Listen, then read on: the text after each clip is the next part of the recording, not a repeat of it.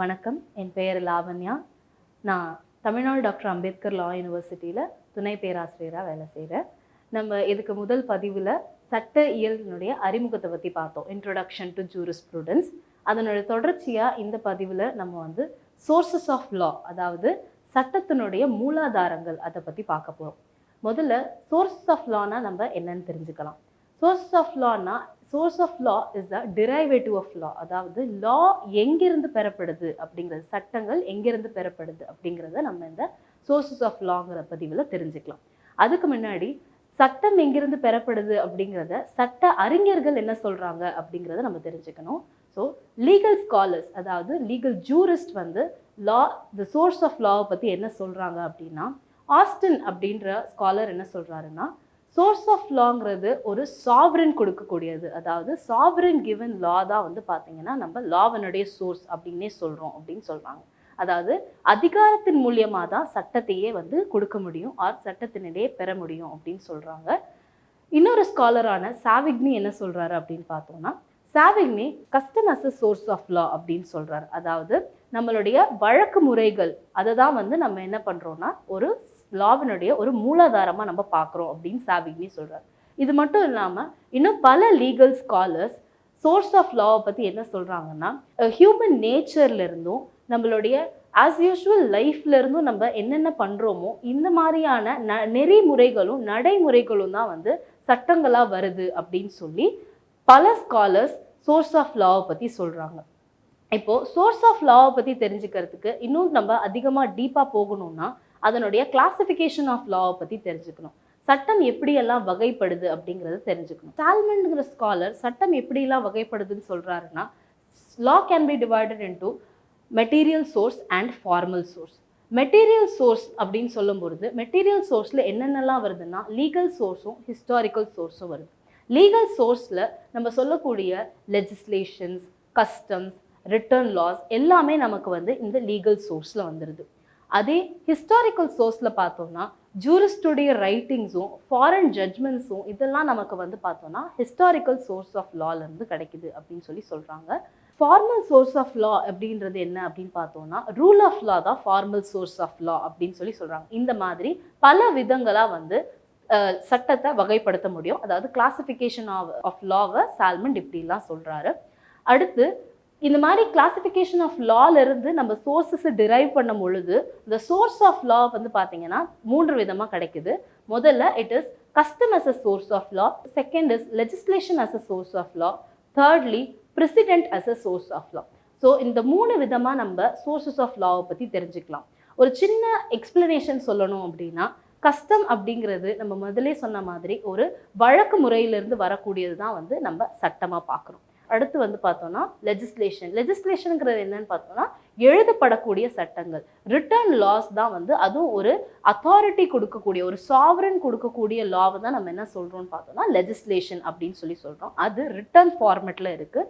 அடுத்து ப்ரெசிடென்ட் அப்படிங்கிறது என்னன்னா ஒரு ஜட்ஜ்மெண்ட் மூலியமாக கிடைக்கக்கூடிய லாஸை தான் நம்ம என்ன சொல்கிறோம்னா ப்ரெசிடென்ட்னு சொல்கிறோம். ஸோ இந்த 3 விதமாக சோர்சஸ் ஆஃப் லாவை நம்ம அனலைஸ் பண்ணி பார்க்கலாம். அதில் முதல் சோர்ஸான custom as a source of law. எல்லா பழக்க வழக்கங்களும் எல்லா நடைமுறைகளையுமே நம்ம கஸ்டம்னு சொல்லிட முடியுமா அப்படின்னு கேட்டால் அதுக்குன்னு சில க்ரைட்டீரியாஸ் சொல்கிறாங்க, அதுக்குன்னு சில ரெக்குவயர்மெண்ட்ஸ் கொடுக்குறாங்க. இந்த ரெக்குவயர்மெண்ட்ஸ் எல்லாம் ஒரு நடைமுறை ஃபுல்ஃபில் பண்ணும் பொழுது தான் நம்ம என்ன பண்ண முடியும்னா அதை கஸ்டமாக கன்சிடர் பண்ண முடியும். அதுக்கு ஒரு பைண்டிங் எஃபெக்டும் லால இருக்கும். அது என்னென்ன எசென்ஷியல், என்னென்ன ரெக்குவயர்மெண்ட்ஸ் அப்படின்னு பார்த்தோம்னா, முதல்ல ஒரு கஸ்டம்னு சொல்லும் பொழுது அது ஒரு கண்டினியூவஸ் கேரக்டராக இருக்கணும். அந்த நடைமுறையானது தொடர்ச்சியாக வழக்கத்தில் இருக்கணும். அதில் ஏதாவது ஒரு தடை வருது, ஏதாவது ஒரு இன்ட்ரப்ஷன் வருது அப்படின்னா அப்போ அது அது கஸ்டமுங்கிற ஸ்டேட்டஸை அது இழந்துரும். அது வெறும் ஒரு நடைமுறையாக தான் இருக்கும். அதாவது இங்கிலீஷில் சொல்லணும்னா அதை நம்ம ஒரு யூசேஜ் இல்லை ஹேபிட் அப்படின்னு சொல்லலாம். ஸோ தொடர்ச்சியாக இருக்கணும், அதுதான் மொதல் requirement. It should be continuous. அடுத்து ஆன்டிக்விட்டினா என்னென்னா ரொம்ப ஏஜ் ஓல்டுலேருந்து அது பயன்பாட்டில் இருக்கணும். ரொம்ப பழங்காலத்திலிருந்தே அந்த வழிமுறையானது பயன்பாட்டில் இருந்துச்சு அப்படின்னா தான் அதனுடைய தொடர்ச்சியாக தான் அந்த நடைமுறைங்கிறது ஒரு கஸ்டமாக மாறுபடுது. இது 2வது ரெக்குவயர்மெண்ட். 3வது ரெக்குவயர்மெண்ட் என்னன்னு பார்த்தோம்னா ரீசனபிள்னஸ். அந்த கஸ்டம் ரீசனபிளாக இருக்கணும், ஜஸ்டிஃபயபிளா இருக்கணும், எல்லா மக்களாலையும் வந்து எளிதில் பயன்படுத்தக்கூடியதா இருக்கணும். இந்த விஷயங்கள் எல்லாத்தையுமே அது ஃபுல்ஃபில் பண்ணுச்சு அப்படின்னா தான் அது ரீசனபிள் க்ரைட்டீரியாவையும் ஃபுல்ஃபில் பண்ணுது அப்படின்னு சொல்லிட்டு சொல்றாங்க. இந்த மாதிரி நம்ம கஸ்டமுக்கான எசென்ஷியல் ரெக்குவயர்மெண்ட்ஸை இப்படி நம்ம சொல்லலாம். இந்த எசென்ஷியல் ரெக்குவயர்மெண்ட்ஸ் எல்லாத்தையும் ஒரு யூசேஜோ இல்லை ஒரு ஹேபிட்டோ வந்து அப்ளை பண்ணும் பொழுது தான் அது கஸ்டம்ங்கிற ஸ்டேட்டஸையே அடையுது. சரி, இப்போ கஸ்டம்ங்கிற ஸ்டேட்டஸை அடையிறதுனால அதனுடைய லா ஆஸ் அ சோர்ஸுங்கிறது எப்படி வருது அப்படின்னு சொல்லி பார்த்தோம்னா, இந்த ஸ்டேட்டஸ் அதை அடையும் பொழுது தான் அதை ஒரு லாவாகவே வந்து நம்ம கன்வெர்ட் பண்ணி பார்க்க முடியும். அப்படி கன்வெர்ட் பண்ணக்கூடிய லாவுக்கு 2 டைப்ஸ் இருக்குது. அப்படி கன்வெர்ட் பண்ணக்கூடிய கஸ்டம்க்கு 2 டைப்ஸ் இருக்குது. அது என்ன டைப்ஸ் அப்படின்னு சொல்லி பார்த்தோம்னா, general custom and local custom அப்படின்னு சொல்லி சொல்கிறாங்க. நான் ஜென்ரல் கஸ்டம் அப்படின்னா என்ன அப்படின்னா, எந்த ஒரு வித ஹிண்ட்ரன்ஸும் இல்லாமல் throughout the nation or அந்த அப்ளிகபிலிட்டி ஆஃப் த லாவை பொறுத்து எங்கெங்கெல்லாம் அப்ளை ஆகுதோ எல்லா இடத்துலையும் எல்லாருமே அதை காமனாக பயன்படுத்தும் பொழுது அதை நம்ம என்ன சொல்கிறோம்னா ஜென்ரல் கஸ்டம் அப்படின்னு சொல்லி சொல்கிறோம். அடுத்தது லோக்கல் கஸ்டம். லோக்கல் கஸ்டம்ங்கிறது ஒரு பர்டிகுலர் குரூப் ஆஃப் பீப்புளோ இல்லை ஒரு சார் மக்கள் மட்டும் பயன்படுத்தும் பொழுது, ஒரு பர்டிகுலர் குரூப் ஆஃப் பீப்புள் மட்டும் அதை அப்ளை பண்ணும் பொழுது அதை நம்ம என்ன சொல்கிறோம்னா லோக்கல் கஸ்டம் அப்படின்னு சொல்லி சொல்கிறோம். இப்போ நம்ம வீடுகளில் ஒரு சில வழக்கு முறைகள் இருக்கும், அது மற்ற வீடுகளில் இருக்காது. அப்போ அந்த கஸ்டமானது நம்ம வீடுகளுக்கு மட்டுமே குறிப்பிட்ட பழக்கமாக இருக்கும். அப்போ இதை தான் நம்ம என்ன சொல்கிறோம்னா லோக்கல் கஸ்டம் அப்படின்னு சொல்லி சொல்கிறோம். இது ஒரு சிறிய குடும்பத்தோட அடங்கினதா அப்படின்னு கேட்டால் அப்படி கிடையாது. ஒரு பொதுவான ஒரு குழுவோ இல்லை ஒரு பொதுவான ஒரு இனத்தை மட்டுமோ சார்ந்த ஒரு கஸ்டமாக இருக்கலாம். அதை தான் நம்ம என்ன சொல்கிறோம்னா லோக்கல் கஸ்டம் அப்படின்னு சொல்லி சொல்கிறோம். அடுத்து நம்ம பார்க்குறது லெஜிஸ்லேஷன். லெஜிஸ்லேஷன் அப்படிங்கிறது நான் ஆல்ரெடி சொன்ன மாதிரி அது ஒரு ரிட்டர்ன் லா. ஓகே, ஒரு சாவரன் கொடுக்கக்கூடிய ஒரு ரிட்டர்ன் லாவை தான் நம்ம என்ன சொல்கிறோம்னா லெஜிஸ்லேஷன் அப்படின்னு சொல்லி சொல்கிறோம். ஒரு லெஜிஸ்லேஷன் இப்போ இந்தியாவினுடைய அப்ளிகேஷனில் பார்த்தோம்னா parliament given laws are considered as legislation. So இது வந்து யூனியன் லெவலில் பார்லிமெண்ட்னும் ஸ்டேட் லெவலில் ஸ்டேட் லெஜிஸ்லேச்சர்னும் நம்ம டிவைட் பண்ணி அந்த state given laws and union given laws தான் நம்ம ஒரு லா அப்படின்னு சொல்லி கன்சிடர் பண்ணுறோம். அதை தான் நம்ம லெஜிஸ்லேஷன் அப்படின்னு சொல்லி சொல்கிறோம். ஸோ இந்த லெஜிஸ்லேஷனுடைய அப்ளிகேஷன் வந்து பார்த்தோம்னா it is applicable on all the citizens. So எல்லா மக்களுக்கும், நாட்டு குடிமக்களுக்கும் சரி, ஒரு சில சட்டங்கள் எல்லா மக்களுக்குமே பொதுவாக வந்து அப்ளை பண்ணக்கூடிய சட்டங்களாக இருக்குது. இதில் வந்து பார்த்தோம்னா ஒரு லாவானது லெஜிஸ்லேச்சர் மட்டுமே மேக் பண்ணக்கூடியது தான் லாவா அப்படின்னு சொல்லி கேட்டோம்னா அது மட்டும் இல்லாமல் லெஜிஸ்லேச்சர் வந்து அந்த தங்களுடைய ஃபங்க்ஷனை ஒரு சில அதர் அத்தாரிட்டிஸ்க்கும் கொடுக்குறாங்க. அதை தான் நம்ம என்ன சொல்கிறோம்னா சபார்டினேட் லெஜிஸ்லேஷன் அப்படின்னு சொல்லி சொல்கிறோம். ஸோ லெஜிஸ்லேஷன்லேயும் ஒரு சில சப் டைப்ஸ் இருக்குது.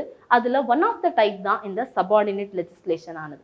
இந்த சபார்டினேட் லெஜிஸ்லேஷன் பார்த்தோம்னா ஒரு எடுத்துக்காட்டுக்கு சொல்லணும் அப்படின்னா பல எக்ஸிக்யூட்டிவ்ஸ் லா வந்து இம்ப்ளிமெண்ட் பண்ணும் பொழுது அதை ப்ராப்பராக பண்ணணும் அப்படிங்கிறதுக்காக அவங்க ஒரு சில சட்டங்களை இயற்றுறாங்க. அந்த சட்டங்களை இயற்றுறதுக்கான பவர் எங்கிருந்து கிடைக்குது அப்படின்னு சொல்லி பார்த்தோம்னா அந்த பவரையும் நமக்கு லெஜிஸ்லேச்சர் தான் கொடுக்குறாங்க.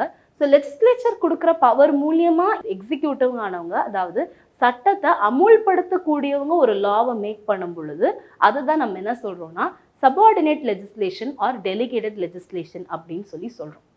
ஸோ இதுவுமே ஒரு லாவினுடைய சோர்ஸாக தான் அமையுது. அடுத்த சோர்ஸ் என்ன அப்படின்னு சொல்லி பார்த்தோம்னா precedent as a source of law. Precedent அப்படின்னா என்ன அப்படின்னு சொல்லி கேட்டோம்னா நம்ம முன்னாடியே சொன்ன மாதிரி ஜட்ஜ் மேட் லா, அதாவது டியூரிங் த டிசிஷன் மேக்கிங் ஒரு ஜட்ஜ் தன்னுடைய ஜட்ஜ்மெண்ட்ல கொடுக்கக்கூடிய அந்த டிசிஷனை தான் வந்து நம்ம என்ன சொல்றோம்னா பிரசிடென்ட்னு சொல்றோம். அந்த டிசிஷனை அதுக்கப்புறம் வரக்கூடிய கேசஸ்ல அப்ளை பண்ணும் பொழுதோ இல்லை அதை ஒரு லாவா கன்சிடர் பண்ணும் போதோ அதை தான் நம்ம என்ன சொல்றோம்னா பிரசிடென்ட்னு சொல்லி சொல்றோம். இப்படி நம்ம அடுத்து வரக்கூடிய கேசஸ்ல அப்ளை பண்ணக்கூடிய அந்த சட்டத்தை தான் நம்ம என்ன சொல்றோம்னா பிரசிடென்ட்னு சொல்லி சொல்றோம். இப்போ இந்த ஜட்ஜ்மெண்ட்டினுடைய பைண்டிங் எஃபெக்ட் இது எப்படி எல்லா கோர்ட்ஸ்லயும் பைண்ட் ஆகுமா அப்படின்னு சொல்லி பார்க்கும்போது அதுக்கு நம்ம முதல்ல தெரிஞ்சுக்க வேண்டியது என்ன அப்படின்னு சொல்லி பார்த்தோம்னா ஹையரார்கி ஆஃப் கோர்ட்ஸ். இந்தியாவில் இந்த precedent as a source of லாவை எப்படி அப்ளை பண்றாங்கன்னு பார்த்தீங்கன்னா ஹையரார்கி ஆஃப் கோர்ட்ஸை பொறுத்து தான் அப்ளை பண்றாங்க. எல்லா கோர்ட்லையும் எல்லா கோர்ட்டினுடைய ஜட்ஜ்மெண்ட்டையும் அப்ளை பண்ணிட முடியாது. அந்த இடத்துல தான் என்ன ஆகுதுன்னு பார்த்தீங்கன்னா நம்மளுடைய ஹையஸ்ட் கோர்ட்டான சுப்ரீம் கோர்ட்டினுடைய ஜட்ஜ்மெண்ட் ஆல் தி அதர் கோர்ட்ஸுக்கு அப்ளிகபிள் ஆகுது. அதாவது ஹை கோர்ட்டுக்கும் சரி, லோவர் கோர்ட்ஸ்க்கும் சரி, எல்லா இடத்துலையும் வந்து சுப்ரீம் கோர்ட்டோட ஜட்ஜ்மெண்ட்டை அப்ளை பண்ண முடியும். அதே லோவர் கோர்ட்ஸோட ஜட்ஜ்மெண்ட்டை சுப்ரீம் கோர்ட்லயோ இல்லை ஹை கோர்ட்லயோ அப்ளை பண்ண முடியுமான்னு கேட்டிங்கன்னா அது வந்து பண்ண முடியாது. அதனால தான் நம்ம என்ன சொல்றோம்னா ஹையரார்கி ஆஃப் கோர்ட்ஸ் வந்து ரொம்ப முக்கியம் இந்த பிரசிடென்ட்டை பற்றி நம்ம தெரிஞ்சுக்கும் பொழுது. ஸோ இந்த சுப்ரீம் கோர்ட்டினுடைய டிசிஷனை நம்ம ஹை கோர்ட்ஸில் அப்ளை பண்ணலாம், லோவர் கோர்ட்ஸில் அப்ளை பண்ணலாம். அதே ஹை கோர்ட்டினுடைய டிசிஷனை பார்த்தீங்கன்னா லோவர் கோர்ட்ஸில் மட்டும்தான் அப்ளை பண்ண முடியும். இந்த மாதிரி இதை தான் நம்ம என்ன சொல்றோம்னா பைண்டிங்னஸ் ஆஃப் த டிசிஷன் அப்படின்னு சொல்லி சொல்றோம். அடுத்து இந்த பிரசிடென்ட்லேயே நம்ம பார்த்தோம்னா இதுக்கு சில டைப்ஸ் இருக்கு. என்ன டைப்ஸ்னு பார்த்தீங்கன்னா 2 விதமா நம்ம இந்த பிரசிடென்ட்டை சொல்லலாம். முதல்ல வந்து persuasive president and authoritative president அப்படின்னு சொல்லி சொல்றோம். அத்தாரிட்டேட்டிவ் பிரசிடென்ட்னா என்ன அப்படின்னு சொல்லி கேட்டோம்னா, இப்போ எப்படி நம்ம சுப்ரீம் கோர்ட்டினுடைய ஜட்ஜ்மெண்ட்டை எல்லா கோர்ட்லையுமே நம்ம அப்ளை பண்ணுறோமோ இதை தான் நம்ம என்ன சொல்கிறோம்னா அத்தாரிட்டேட்டிவ் பிரசிடென்ட் அப்படின்னு சொல்லி சொல்கிறோம்.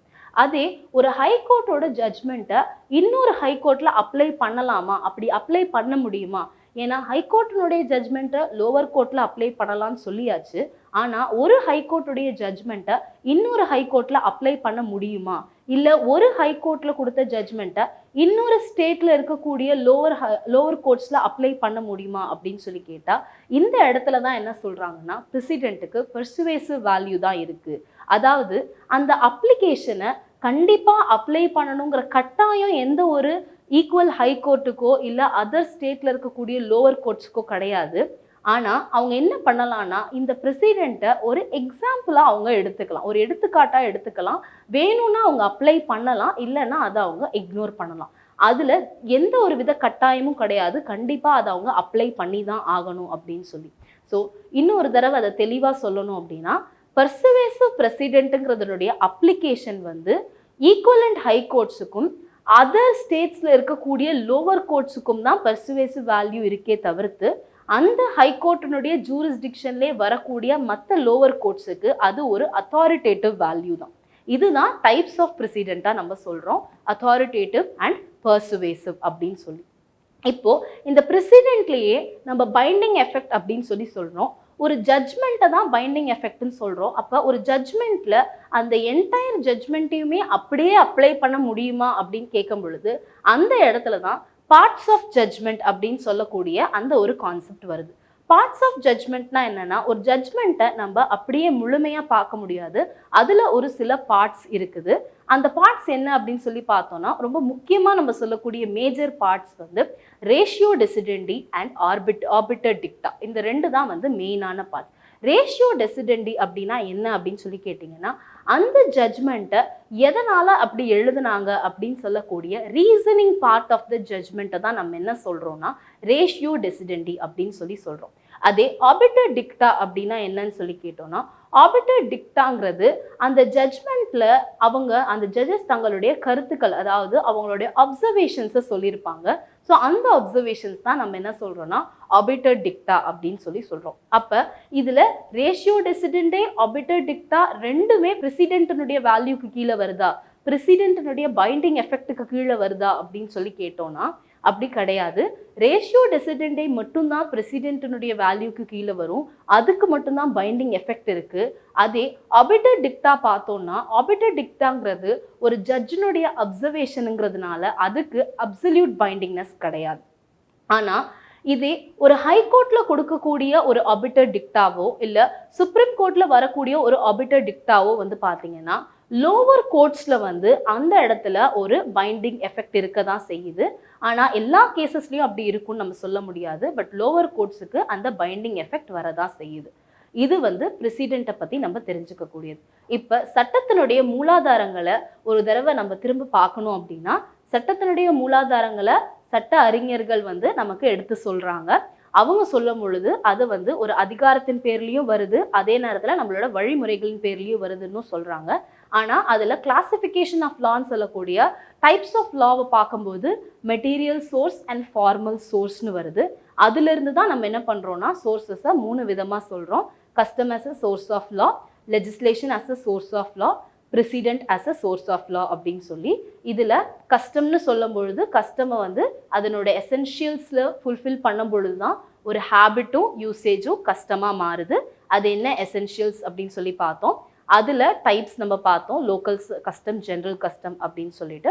அடுத்து நம்ம லெஜிஸ்லேஷன் பார்த்தோம். லெஜிஸ்லேஷன்லையுமே டைப் பார்த்தோம். லெஜிஸ்லேஷன் பார்லிமெண்ட் கொடுக்கக்கூடிய லா, அதுக்கப்புறம் வந்து அவங்களுடைய பவரில் சபார்டினேட் லெஜிஸ்லேஷன் மேக் பண்ணக்கூடியது, அதை பற்றி பார்த்தோம்.